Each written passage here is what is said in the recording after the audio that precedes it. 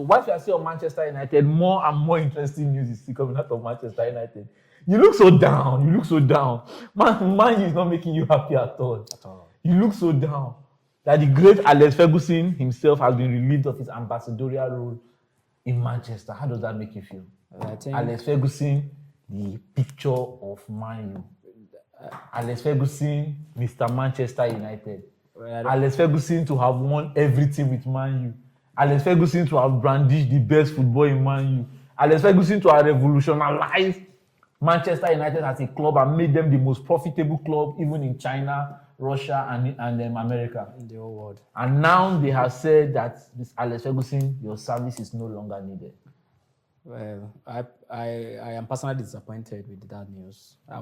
Because we have a lot of issues on ground that has to do with football and the way we have been over the last couple of years. And you sacking an ambassador who is like, let me say, the greatest man in the history of Manchester United. You ending his role as the ambassador for the club. To me, it's number one, it's unnecessary.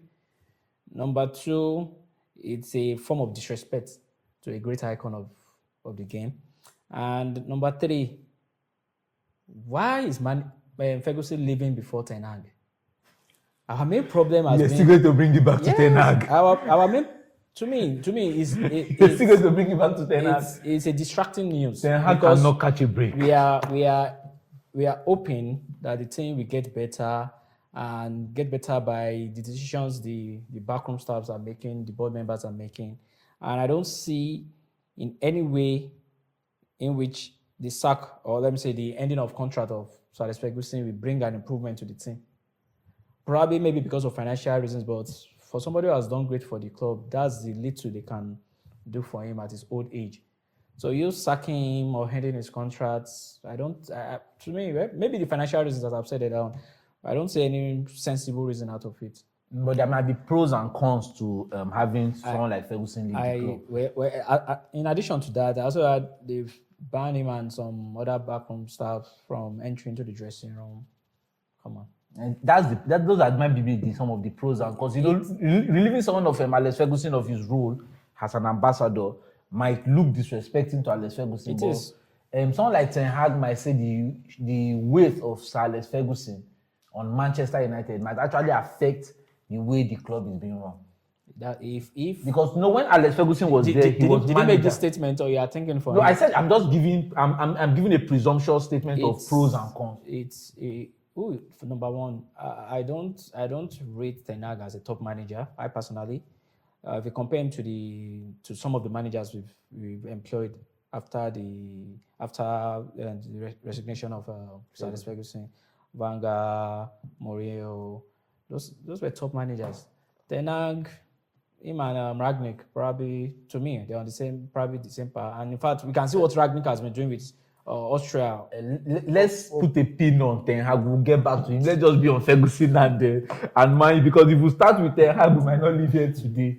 I know how passionate you are against Ten Hag, but Ferguson, he has this gravitas that he might have contact, have this impression on players.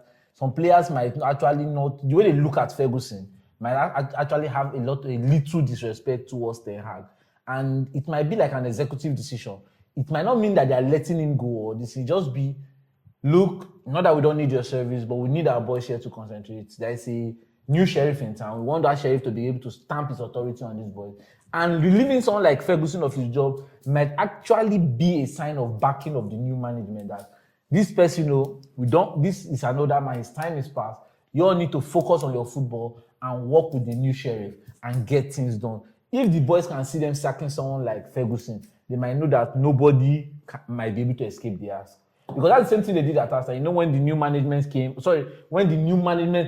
policy came in, they were just letting go of different people. They even let go of even the mascot.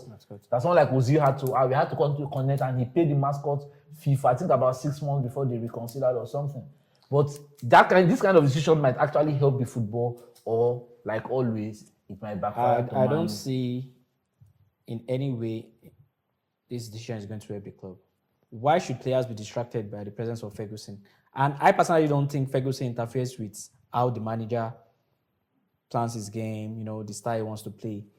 I don't think that. So why would that be a distraction to play? The fact that As he's still in a the club, player, as a the player, fact that he still has ties with the club might actually be distracting. as a player, Arsenal had to let Wenger go completely. as a player, you are being employed.